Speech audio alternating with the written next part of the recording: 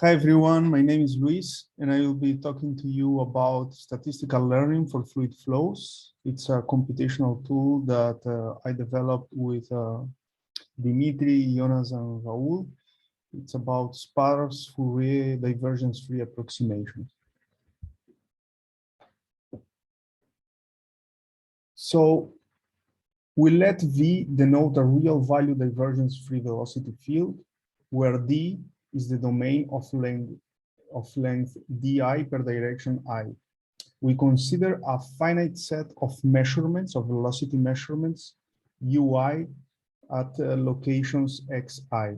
So we have on our domain spread some velocity measurements, and we can also consider that there are immersed bodies within this domain, and these bodies are called B. And with this in mind, we seek to reconstruct the underlying divergence-free field that is recovered from these measurements. We have to bear in mind that there exists a physical velocity field, but we have access to just a finite number of measurements. So we reconstruct our approximation on the fractional Sobolev space of all periodic functions that are square integrable on a toroidal D. So here we let alpha hat be equal to this vector where alpha are integers, and we rescale these integers with the length of the domain. With k being greater than 1, we define the L2 and the fractional Sobolev space as follows. So the L2 space here, since we have this very simple domain structure, we define as the periodic functions we describe for convenience as a Fourier series that are square integrables. So we also define the fractional Sobolev space as all functions V that are L2, but they also have a semi-norm that is finite. And the V alpha here denotes the component of the Fourier transform of V. So V alpha is basically here the projection of V onto each of the basis functions that we consider. And the semi-norm, this is the norm of the fractional Sobolev space is given by this expression in terms of the Fourier coefficient. And the semi-norm, we just remove the 1 from the norm, and then we get the semi-norm.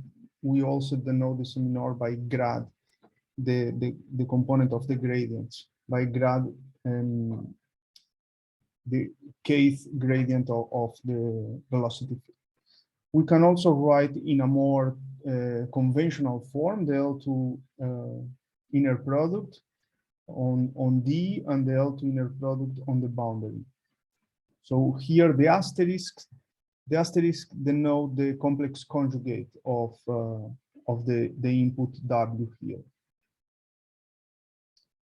So how do we state our problem? Is as follows. Given k greater than 1, epsilon greater than 0, and lambda b greater than 0, find V opt such that V opt is the argument that minimizes this loss function, where we have here the first term is related to an L2 projection. And since we have a finite number of points, is a discrete L2 projection. We have here the inner product of the normal velocity on the boundary of our immersed body, and lambda b can be understood as a penalization parameter or a Lagrange multiplier. And we have the last term as the fractional Sobolev semi-norm. Here I denote the semi-norm with a dot on top of H as the fractional semi-norm of V. So we penalize and I will motivate why I penalize the fractional semi-norm later. And this equation is subject to the divergence free of the velocity field. So let me explain a bit why I am seeking for divergence free field. Well, in incompressible flows, we can show that mass conservation can be written as a divergence free velocity field. So if we do not allow the flow to be compressible, then it's the same to say that the divergence of the velocity has to be zero. So this basically, I'm incorporating some physics into this problem with this additional constraint. And the physics is basically there is mass conservation. Okay. And well, this term, as I said before, is the inner product of the normal velocity, and it can be written in this way as the inner product between V with itself. So now let me motivate a little bit on the fractional Sobolev semi-norm. So from the Sobolev embedded theorem, we have that with k larger than n over p, and k here is the derivative we are penalizing, n is the physical dimension, and p makes reference to the L2 space, so our p is 2. We have that V belongs to the Holder space. That means that we have at least certain regularity for some positive exponent gamma.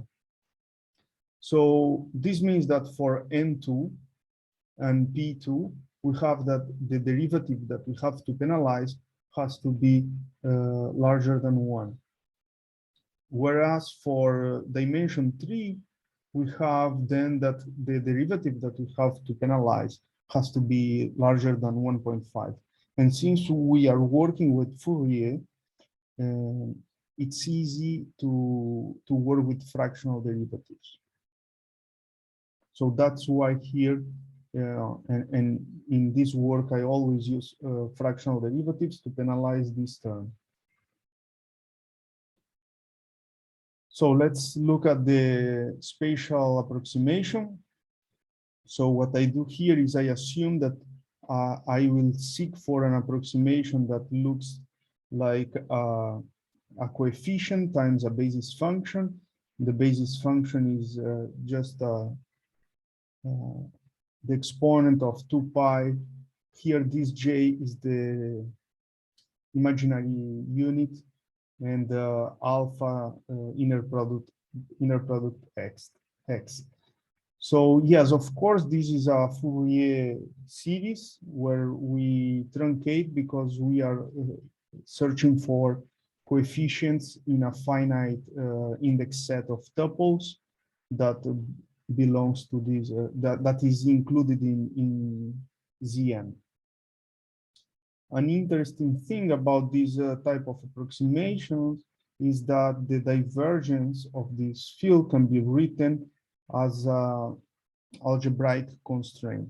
So if we want to impose this, we basically have to impose that the inner product of the alpha, the index alpha, with our coefficients V alpha has to be equal to 0. But we also want a function that is real because we are seeking to reconstruct velocity fields of whatever, either wind or water flow, but we need that this velocity field to be real. So to enforce this function to be real, we basically have to enforce that the coefficient V alpha is the complex conjugate of V minus alpha. And by enforcing this constraint, then we have a real vector field. And with this constraint, we have a divergence-free field. So then we will write our objective function now with our approximation VI, and our optimization problem now becomes this one, subject to the algebraic and linear constraint on the coefficients. So the problem is much simpler now, at least in terms of constraints. So these constraints, they are linear, and of course we can just project the gradient and they will be exactly satisfied. So there is an important remark here, but I don't want to spend too much time on this remark. But what is important on this remark is that if we compute the solution and we call it X optimum, and then we compute the solution, but now we perturbate the data. And we perturbate either the velocity in our data or the position in our data. We arrive at this upper bound that says basically that we have this condition number here that is divided by the square root of epsilon. Epsilon is our Tikhonov regularization. So this epsilon has to be larger than 0 in order to obtain a stable solution for this problem, to guarantee somehow the existence and uniqueness under the perturbation of the data. So how do we construct our index set I? Let me just remind you about the index set. So this index set, so how many terms is our Fourier series going to include? So what we first do is this is for a 2D example, for instance. What we do is we solve our problem for the minimal set of basis functions, which in this case is 3 by 3, right? If we take only one, we are going to get constant field. So then we solve for 3 times 3 basis function. We find the coefficient for this problem, and then we increase the number of basis functions and solve it again. And then we compare the energy of the first solution with the energy of the second solution. And we wonder, the energy, when I include these terms, differs a lot or not? If it doesn't differ, then we consider that the algorithm converged. If they differ a lot, if we have much more energy with 5 times 5 bases, then we wonder, should I keep all the bases that I included now, or should I keep just a percentage? And then we decide what percentage we are going to keep. Let's say that we define that we want to keep 50% of the bases.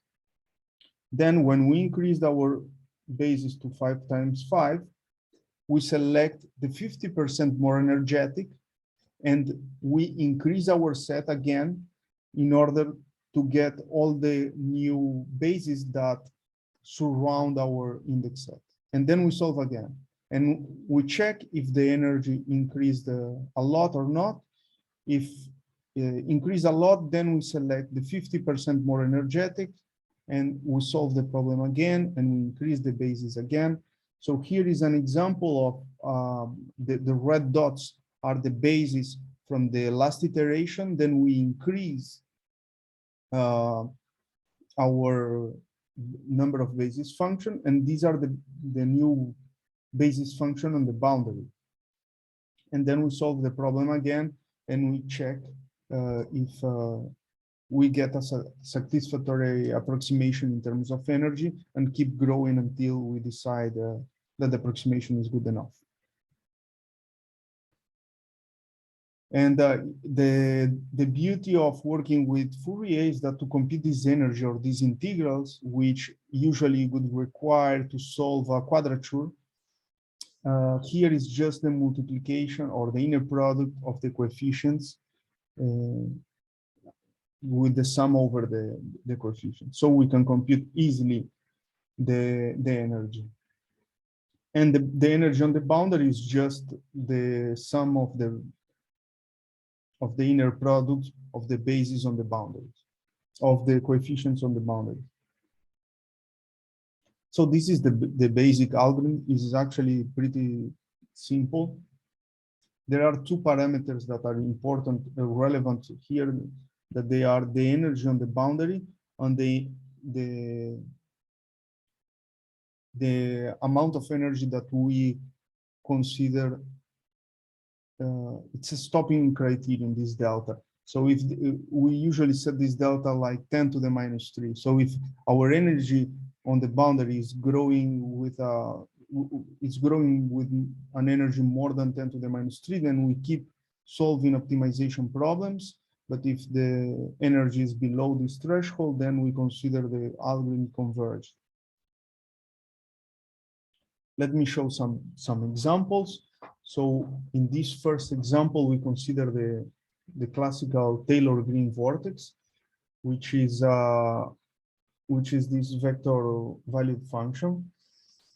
And you may argue that, okay, but this function has an exact representation in the Fourier with a Fourier truncated series. Yeah, that's true, but you have to bear in mind that we have access to few points, to few measurement points.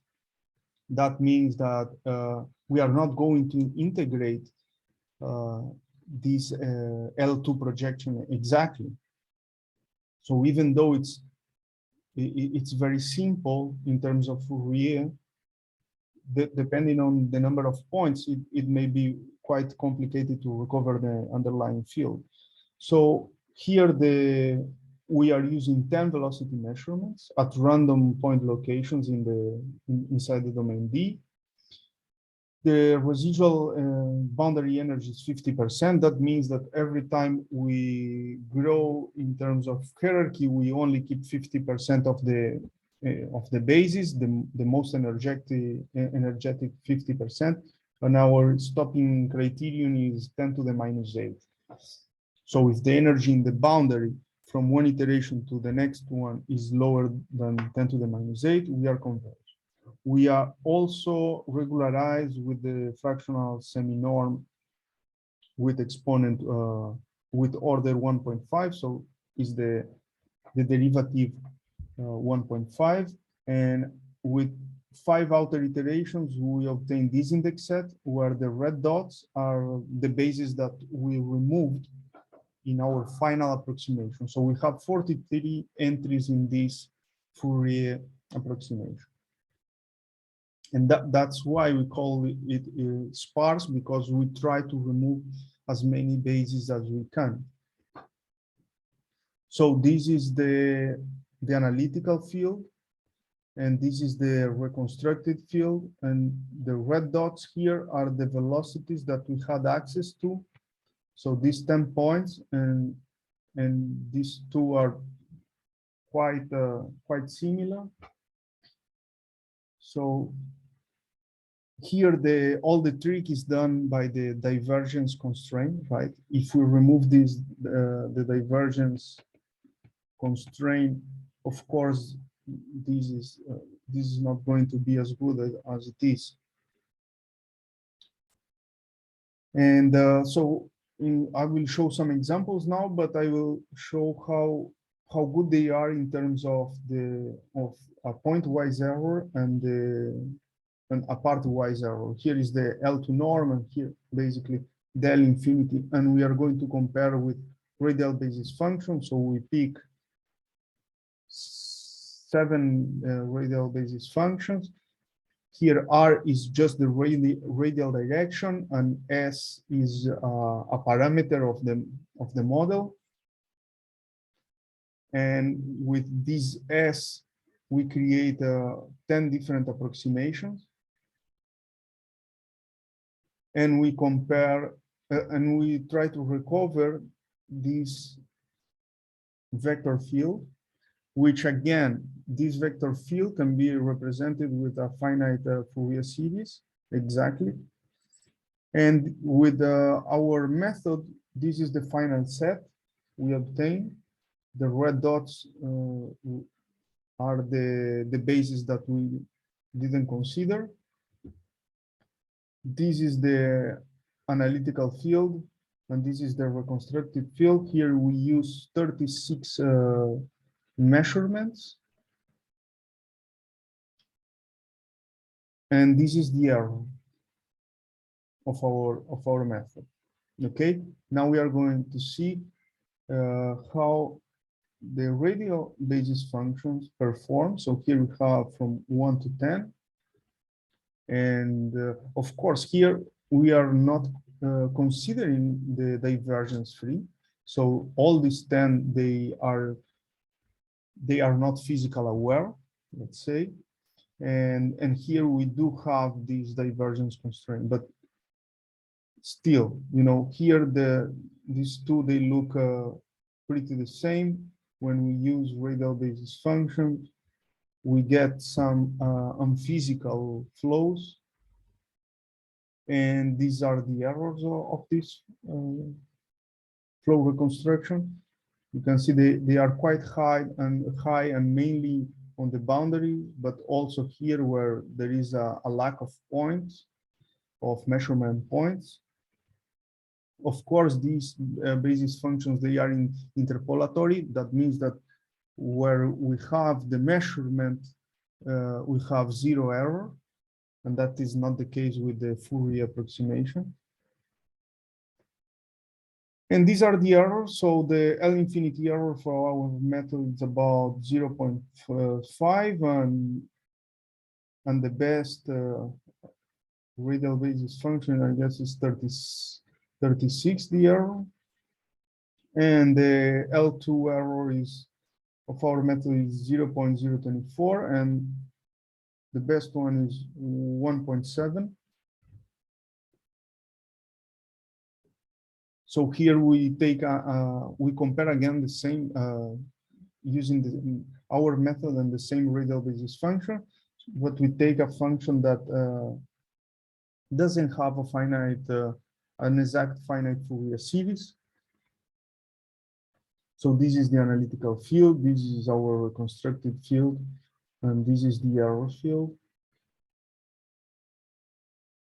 These two are pretty the same. There are a few differences in on this corner. And these are the reconstructed field with radial basis function. You can see that here there are many unphysical features of the flow, like this triple vortex formation, which is quite non-physical, the same here. And these are the errors. Again, there is an error concentration on the boundaries and on the region where we don't have points. And here our method has an L infinity error of 2.4 and 2.5, and the best one here is 17, the best radial basis function, and 0.12, the L2 error, and 0.71, the best radial basis function. Okay.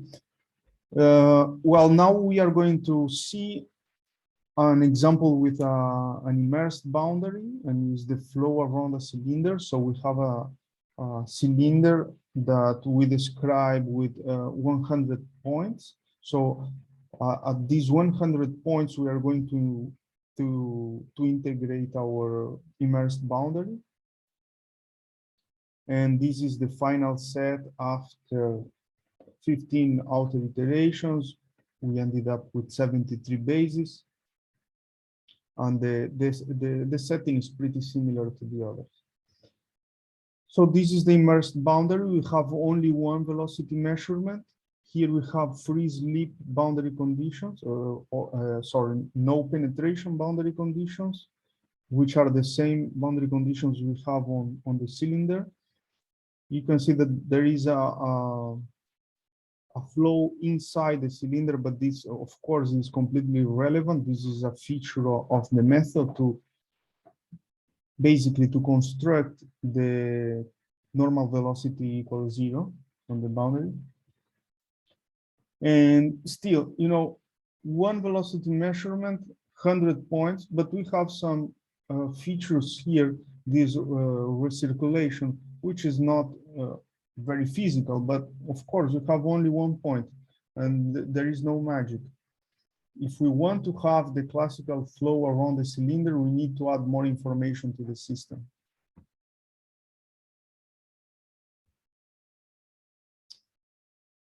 And this is a three-dimensional example. Here is all, again, the Taylor-Green vortex. It's the same vortex I showed in 2D.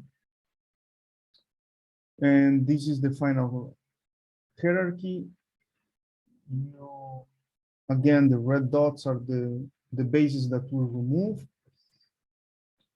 And we ended up with 651 basis functions.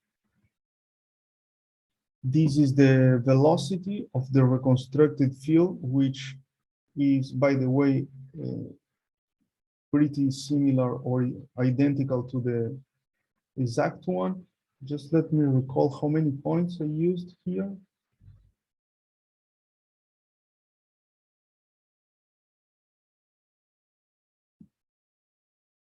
I didn't write that down. Anyway,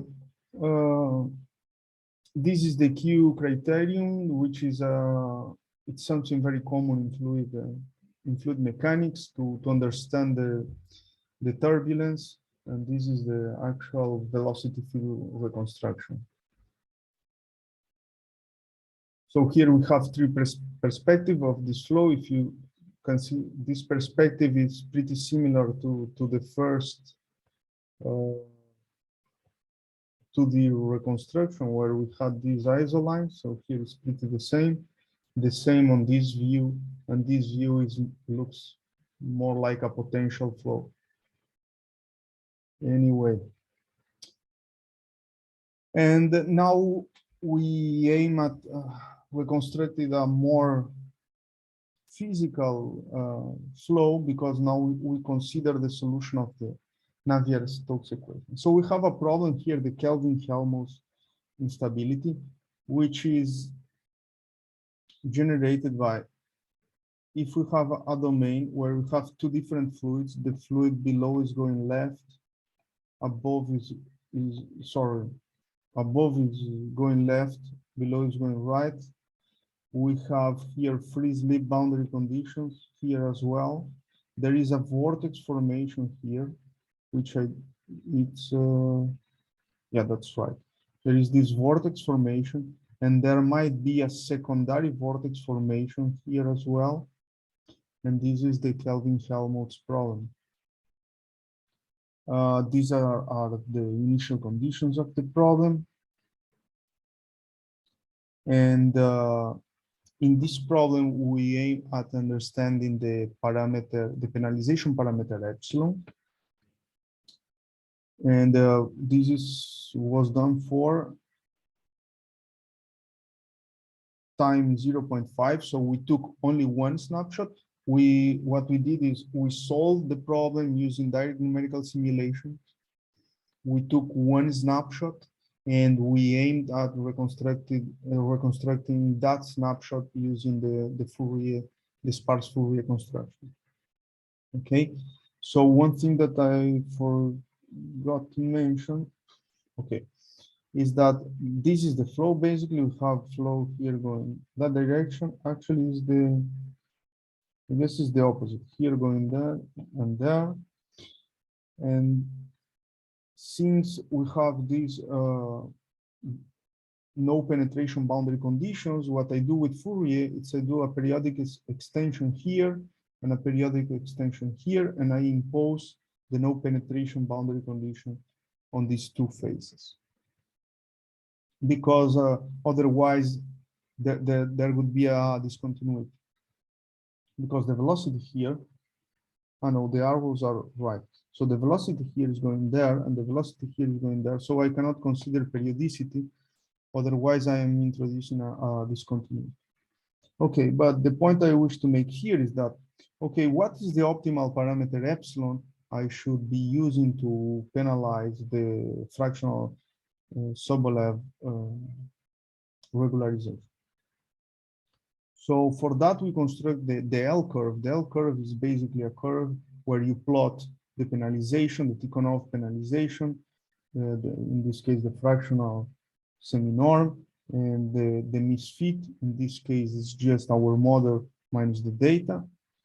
And we compute for several different epsilons. We compute a point on this curve.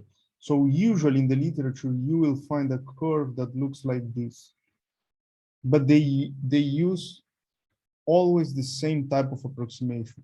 Our approximation here is constructed upon the energy of our basis function. So we expect to get different type of hierarchy of basis functions for different epsilons. So if we increase the epsilon, we go in this direction, okay?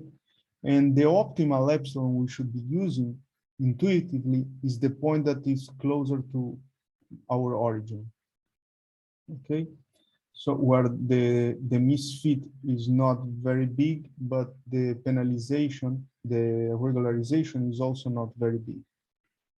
That is the basic intuition. And our curve is not nice like the L curve, exactly because our basis function index set is different for every point. And here I show the basis functions for different epsilon. And that's why our L curve is not, it doesn't have the L shape.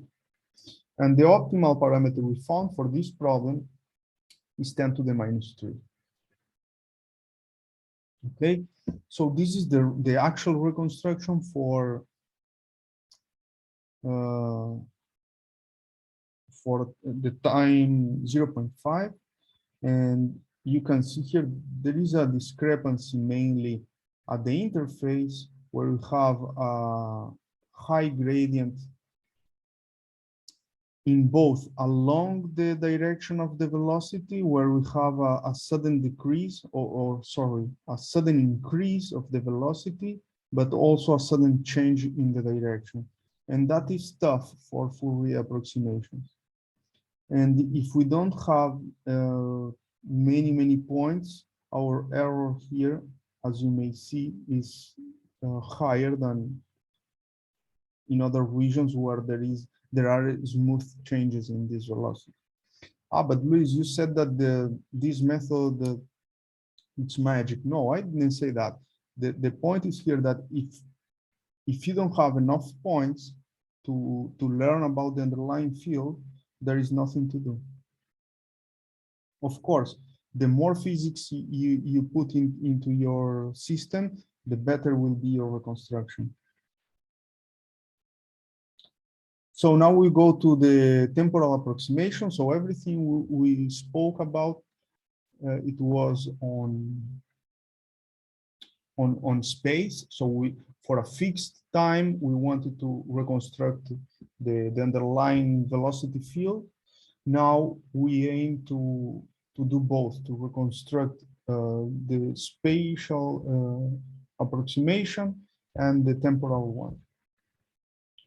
So again, we consider that we have P measurements located at XP, and we construct our data matrix U and P, denoting the velocity. So this is not the matrix, this is just the velocity at time M, position P. Then we construct our data matrix, or our data, with a representation, an exact representation in terms of a basis function EK that we don't know beforehand. What are these basis functions? With coefficient lambda k. Okay, and if you pay attention here, this term only depends on time. This term will then depend on space. Then we can use our approximation, which the projection is, we call it pi sub v of u of x will be then the projection of the basis ek multiplied by the coefficients lambda k, because this term does not depend on the space, right? So our data matrix now, we write it in this way, where we have here, for every time we have a row,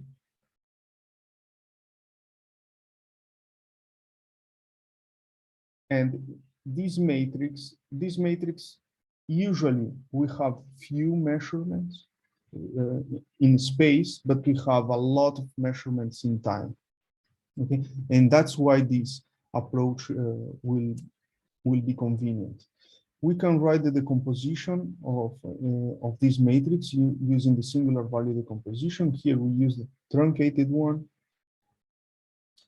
and we can represent using only k basis functions this data matrix, where we take the k more energetic basis, and for the problem that we are going to show, we select. Of course, we computed all the modes, but just to double check how the energy is distributed. But we don't have to. If we have a very large system, we can compute few of these basis functions, which they come from the right singular vectors. Let me show you some numerics. So for the same problem, the Kelvin Helmholtz, where we had here velocity here, here we show the standard deviation of the velocity in x1, and here the standard deviation of the velocity in x2, a long time for every point in this pixel domain. Here we show we have 201 times measurement, and we show the energy basically of each mode. And here I guess it's 31 or 32. With 32 modes, we have 31 modes. We have 90% of the energy of this data matrix. And that is what we use then to reconstruct the field in time. Here you can see the true one versus the predicted one. And yeah, sometimes it's not so good, but it follows the trend. And here the same for another point in space. Here we have time, and here we have the V1 component and V2 component. So now that we have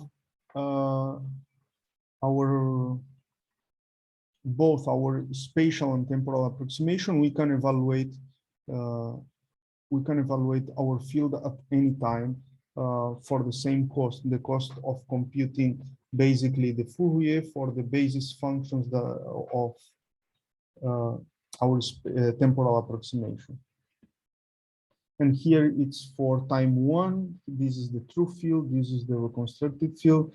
There is some discrepancy here, but the main features of the flow, they are quite well recovered. This is for time 10. So we have here secondary instabilities, which are, of course, much harder to reconstruct. And since we have no measurements here, we cannot capture all of them. But again, the main features we were able to recover. And this is the final error. This is how we computed this error. And the highest error in our approximation is actually around the central vortex. And this is because the velocities here, they are pretty small. So that's why here it was a bit harder to recover the field. And that's all. Questions?